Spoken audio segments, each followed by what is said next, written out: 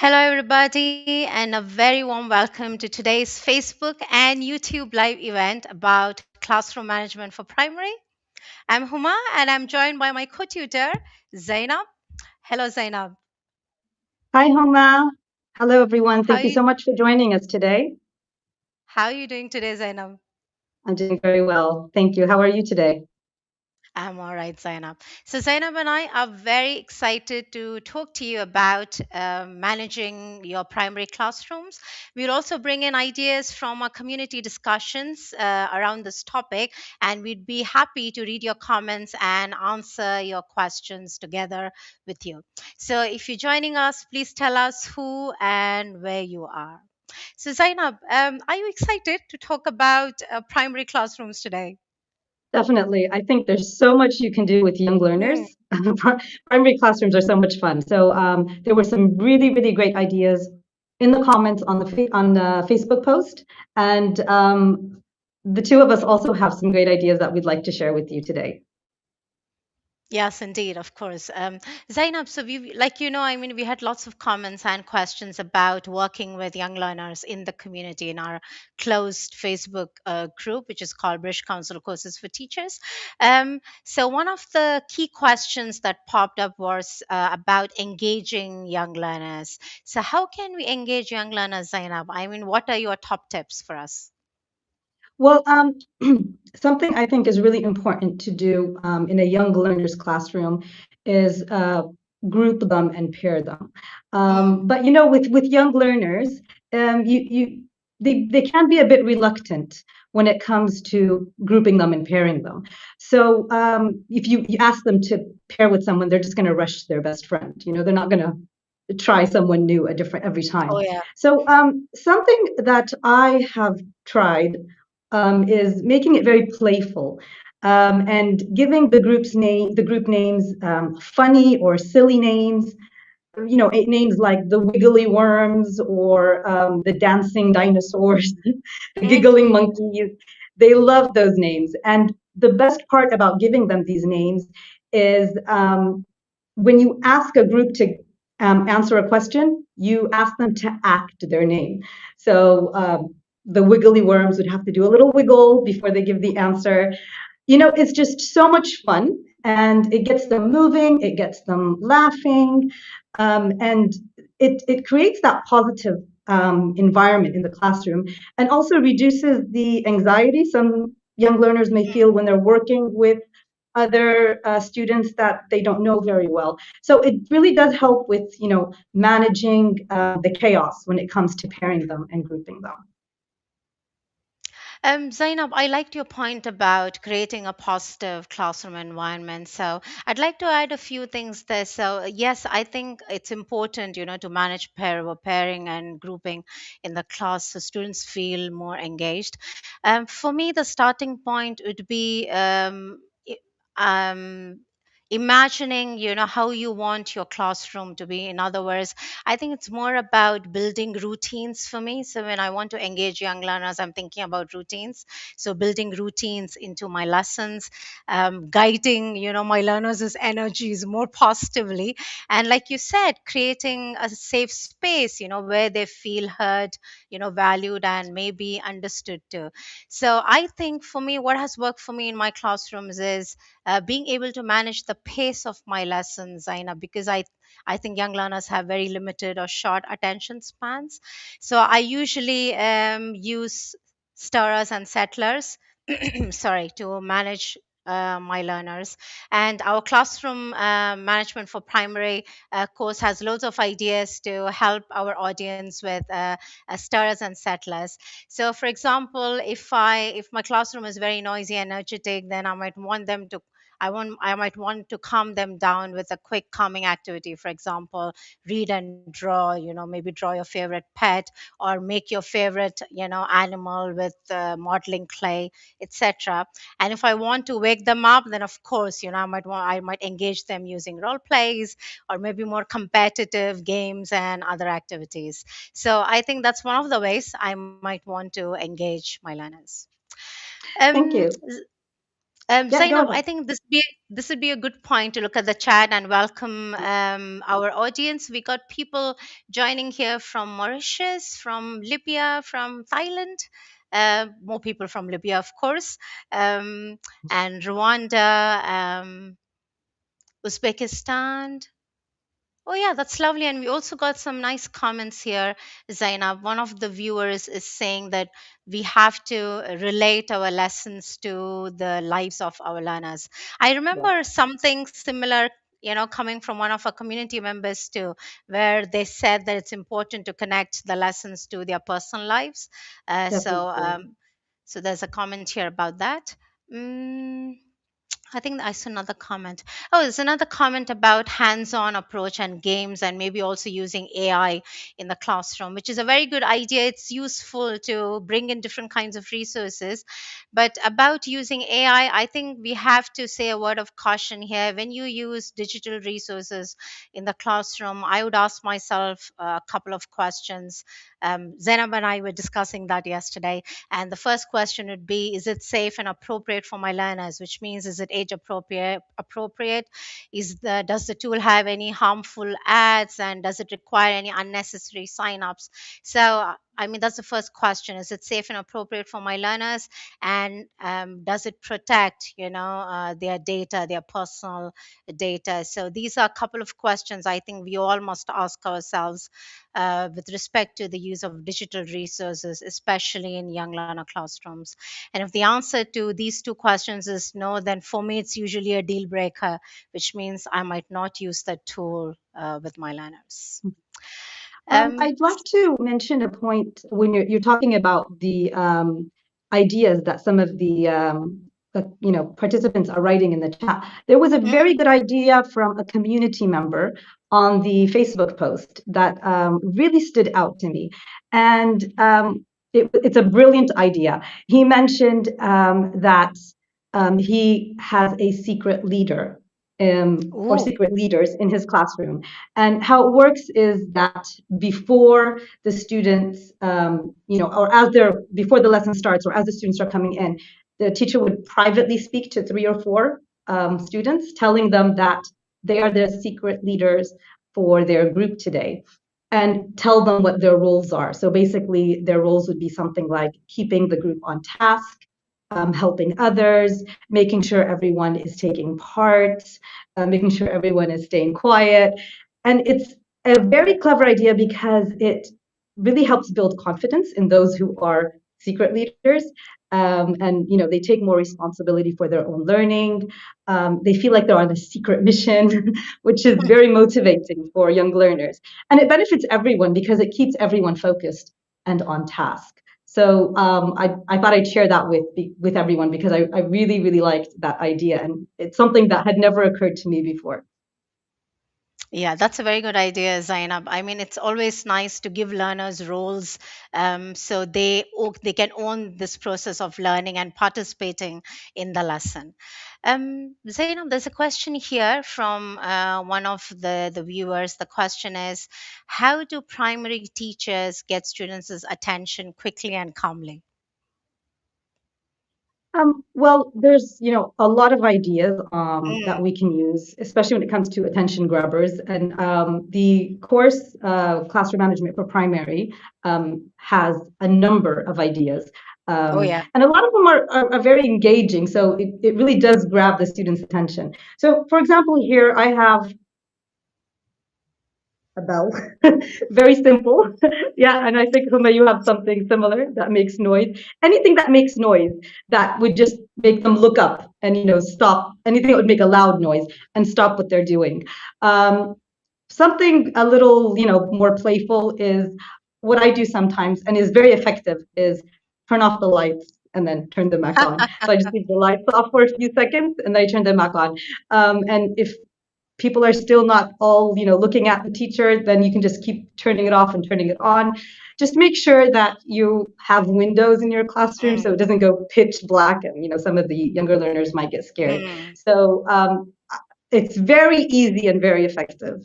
Homa, I think you also have some good ideas on attention grabbers as well. Yes, I mean, I think we could also use verbal attention grabbers. I think most teachers use them, and the most popular one is one, two, three, eyes on you, and Mm. one, two, three, eyes on me. So there are Yeah. other things that you could use too. For example, with my learners, I use macaroni and cheese, and they say, everybody freeze. So that's fun too. Or sometimes I tell them, give me five. So we count down to five, and by then everybody needs to settle down, and get ready, Yeah. to engage. So one, two, three, four, five. So everybody screams five, and everybody is in their place. So I think there are different ways of grabbing learners' attention. Like you said, we could also do kinesthetic activities. Sometimes I tell them hands on top. Hmm. That means stop. So Yeah. and we wait for everybody to get their hands on their head and see if everybody stopped, doing what they were doing. So I think there are different ways, Zaina, but I think the key is to be calm and patient because Hmm. learners are not expecting perfect teachers, but they're expecting adults, who can be calm and patient and help them regulate their energies and their emotions in the classroom. So I think that's the key, handling, noise or chaotic behavior Yeah. calmly in the classroom and being able to relate to your learners. I think that's the key point. Yeah, and that brings us back to your point earlier on routines. So I think Mm, attention grabbers can also be a type of routine. So the students know what the teacher, when the teacher does something, that means they need to pay attention. Another idea that just occurred to me is if the students are being very noisy, is start singing a song that they all know, and they mm. know that they have to start singing with you. And once the whole class is all singing that song with the teacher, you know that you have everyone's attention. Yeah, so it's like you said, you're calm, you're doing it in a fun and engaging way. Nobody feels stressed or unsafe in the classroom. So that's also an important point. We want to make sure that we're using attention grabbers that supports a safe environment in the classroom. Absolutely, Zainab. Zainab, there are a few comments here. Well, there is a comment that says, "Oh, I like the idea of the secret leader." So they like the idea from one of our community members. There's another viewer who's saying that they use TPR, which is again a fantastic idea. Mhm. So TPR is nothing but total physical response and getting learners to move using their bodies to engage in movement or do activities that require moving around. So yeah, that's a good idea to get them to grab their attention too. There's another comment that says this is an extremely important topic because the primary stage is where students build the foundations of the Definitely, yeah. language. Yes, I mean, I'm sure we agree with this one, Zaina, because I think it's not just about language learning. I think this is the stage when learners are also learning, to regulate their bodies, their emotions, their voices. So I think a large part of what happens in the classroom is not just about learning, but also helping them grow as individuals, who can work effectively in the classroom and in the world, outside the classroom.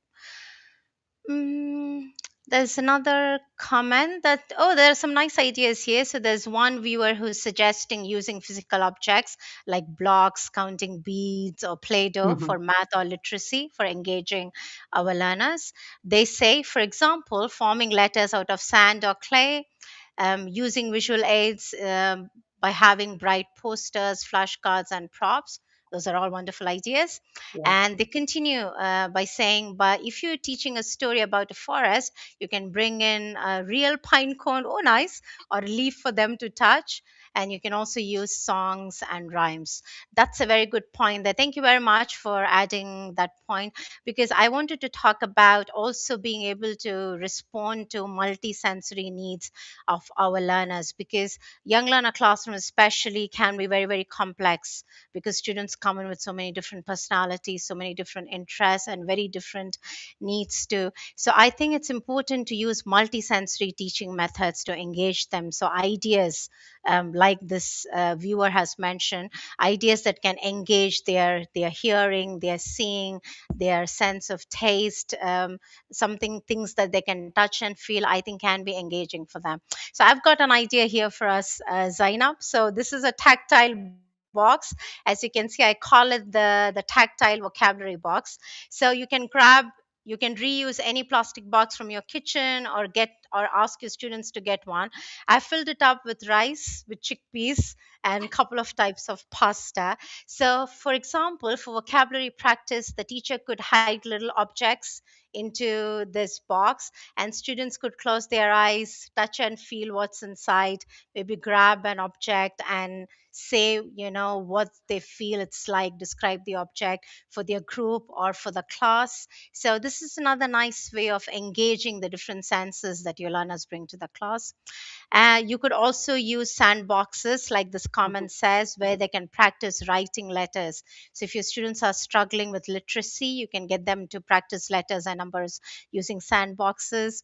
You can also bring in cookies into the classroom. I've tried that before. So, learners can break down cookies to make letters and numbers. So it's something again fascinating.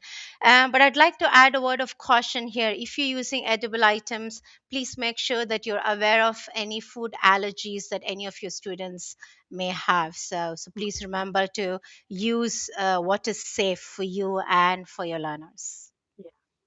Homa, I think there was also several comments on managing student behavior as well. Mm, And there were a lot of great ideas on using reward systems, stars, giving prizes to the students. And that is extremely important with young learners because they crave acknowledgement, and even the tiny little things that we mm. recognize, the recognition that we give them makes all the difference. So I have here a few badges that I've created. Oh, nice. So this one says Team Star. This one says Super Listener. So make that clear here. And this Oh, one yes. says Kind Helper. So these are Ah, badges that you can give to your students, as a reward because of, their behavior.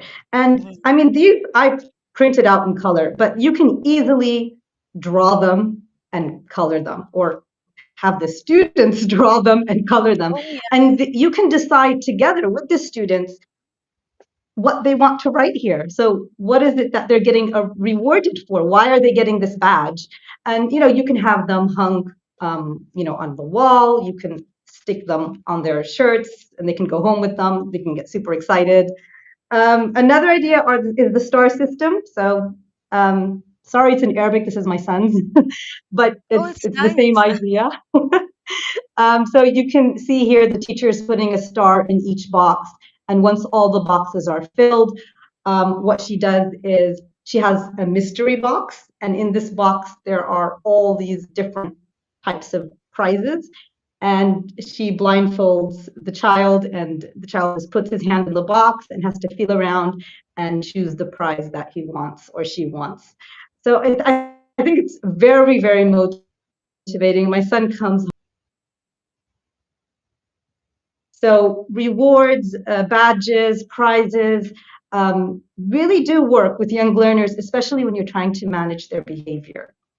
Is there anything you would like to add, Homa, Oh to yeah, that? I mean, I love your idea of using those badges, Zainab. I mean, and I'm not as creative as you, but I do use them. I usually get them, I usually buy them. I usually have these stars, and those stickers that I buy them and I use them in my classes. Not just with young learners, I also use them with adults. So I think, they are Yeah. universal. You can use them, with all age groups, and it surprises people and makes them very, very happy. So that's very, very nice.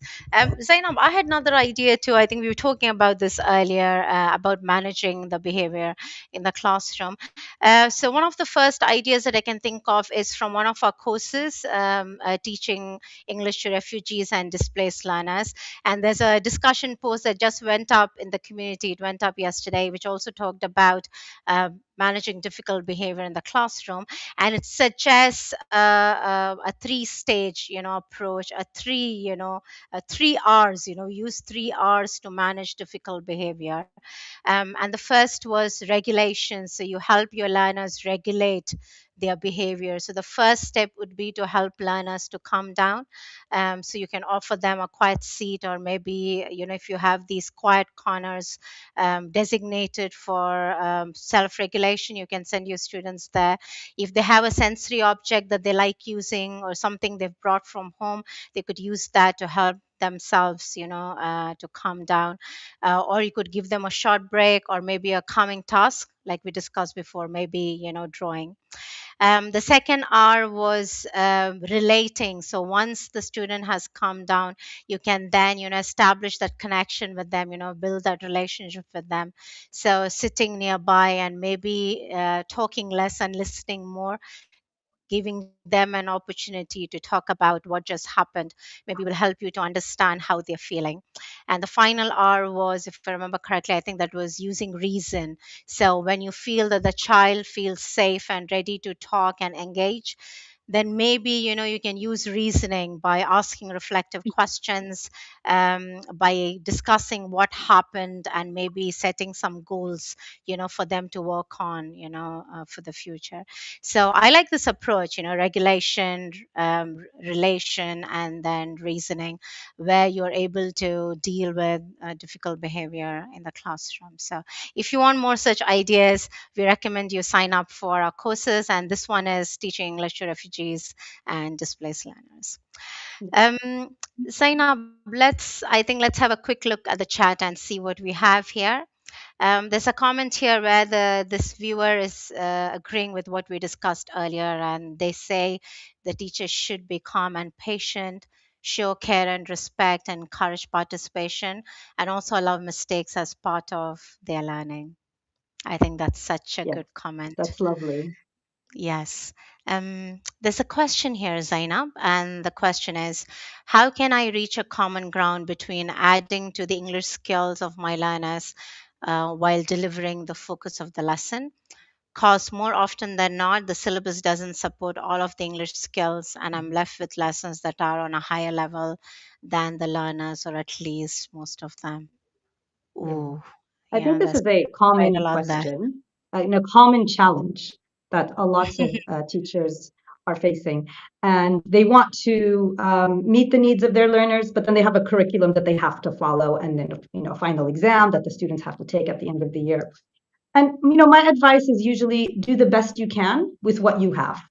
Um, you try to adapt some of the activities so that the students can relate to them more, but at Mm, the same time still, stick to the concepts that they need to learn for that year. So don't feel like you have to do everything that you've learned on the courses or that you've heard on different webinars or workshops, because you do have a curriculum that you need to follow. So don't be too hard on yourself. Just do the best you can with what you have. Try to finish the curriculum, but at the same time, try to adapt in a way that doesn't, it would still be focusing on what they need to know for their curriculum, but at the same time, you're meeting their needs, in a better way. I really like your advice, Zainab, because I think it's practical and sustainable. I think sometimes teachers are hard on themselves. They want Yeah, they want to do everything and exactly. more and beyond. I think we need to be realistic, about what's achievable in the limited time frame that you have. So I'd go with Zainab's advice. So try to have a balance between the demands of the curriculum and what your learners enjoy doing and what they need, so it is sustainable and achievable for you and for your learners. All right, Zainab, maybe we can take one more question. There's one more question here. I think it's a very good question. It's about instructions.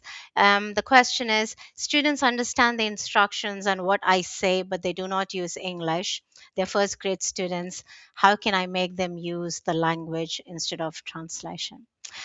Zainab, if you're okay, I'd like to answer this first because it's an area that I enjoy reading and researching about. Well, I think there is no harm in helping learners use their languages in the classroom, because I think that's the first step, to get them to engage actually and interact with English. because we have to activate the prior knowledge that students bring with them to the classroom, and they do have prior knowledge in their languages. So prior knowledge does not just exist in English, but in all languages that our learners can use and speak. So why not activate that prior knowledge by helping them use their languages, and slowly, get them to, use the target language. Because I think this is something that's not going to happen overnight. It's a process. So that's, it's going to take time. So like we said before, I mean, we don't have to be too hard on ourselves. Give yourselves time, and slowly, withdraw that support, that you give by using translation or the first languages, by introducing more anchor words in English. So if you want your students to understand, open your books, so then maybe you use to teach them those anchor words, open and books, so by introducing more anchor words, I think you'll be able to get students to use more of the target language, but in the course of time, maybe not today or tomorrow, but that will happen, slowly, eventually. Yeah, Is there anything you want to add to this, Yeah, Zainab? I'd like to add to when giving instructions, I mean, especially for the teachers who are reluctant to use the mother tongue when giving instructions. A great way to give instructions is also by demonstrating. Mm, Students, especially young learners, are very visual, and they're more interested in what you're doing than what you're saying. So they will probably be paying more attention if they actually see what you're doing. So it's good to demonstrate, either act what you want them to do, or maybe bring a stronger student up and you can demonstrate in front of everyone. Also, as the teacher was saying that they prefer to use the mother tongue because they don't always understand everything in English. The mm. the acting could bridge the gap as well, and like I said, it grabs their attention more and it's more memorable. The next time you give this instruction, they will remember it because you acted it in front of them. They probably won't remember what you said, but they'll remember what they saw. So Yeah, demonstrations are also ways. yes, I really like that idea, Zainab, and I think it's a useful instruction giving strategy when you demonstrate um, instructions for your students. I was also thinking about using multimodal instructions. Oops, we've lost Zainab there, and we're going to hope that she's going to come back soon. So going back to giving instructions, I was saying that maybe we could also give multimodal instructions. So of course, you use your voice or get another learner, like Zainab was saying, to recap, those instructions, or to give those instructions in English or in other languages. You could also use text, put those instructions up on the board or the IWB, and you could also use visuals or icons to show what students have to do. Quite often in my very young learner classrooms, I show what students are going to do next, and I ask them, what do you think you're going to do now, so in different languages if I can. So I think it's useful to give multimodal instructions to engage your learners. All right. Okay. So Zainab, looks like the time has just flown by. Yeah, as usual. Yes, yes, and we've come nearly to the end of today's discussion conversation. Zainab, I have to tell you that there are lots of other comments and questions in the chat, and we promise that Zainab and I, are going to go back, at least to our Facebook community. We're going to go back to the comments and the chats that have, sorry, the comments and questions that have come in there, and we hope to, engage with those comments and your questions in the community. So before we go away, we'd like to signpost a couple of things. We please come to our live event next week, which is about, it's a deep dive, into organizing your classrooms. So we'd love to see you there. That is next Thursday at the same time. And we've got a couple of webinars lined up for tomorrow on the main Teach English Global page. The webinars are about managing the lesson, a practical introduction, and about managing a noisy classroom. So there are two webinars. If you haven't registered for these, please go to the Teach English Facebook page and you'll find the links to the webinars. If you're unable to register, then you can also watch them live on Facebook and other streaming channels. So thank you very much for coming today, and for making this conversation more useful with your comments, ideas, and your questions. Thank you, Zainab. It was lovely chatting with you again. Thank you, Chris and We Philippa, lost for Huma. working your magic as always in the background. Yes, yes, we're just saying goodbyes, Zainab. Okay. So All right. Thank you all very much for joining today. I hope you enjoyed today's live event. And I look forward to looking at the rest of the comments in the Facebook group. Have a lovely day, everyone. Goodbye. thank you, Zainab. Thank you, everybody. Bye. Goodbye. How to share our YouTube videos and playlists. If using a shared device, check the menu at the bottom of your screen to make sure it's logged into your account. When sure you're in the right account, select Search from the top menu. Search for the British Council Teaching English channel and select it.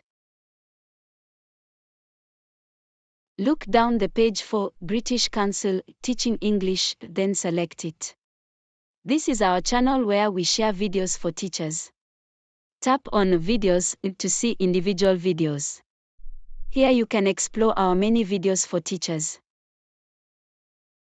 Or choose Playlists to see selections of our videos grouped by a common theme. Tap on a playlist to learn more about it. Watch the videos. Or share the playlist. From here you can share the playlist through your other apps. Or copy the link and paste it into a message. It's just as easy to share an individual video. Hold your phone upright and tap on a video to play it. Then use the share button under the video. From here you can share the video through your other apps. Or copy the link and paste it into a message.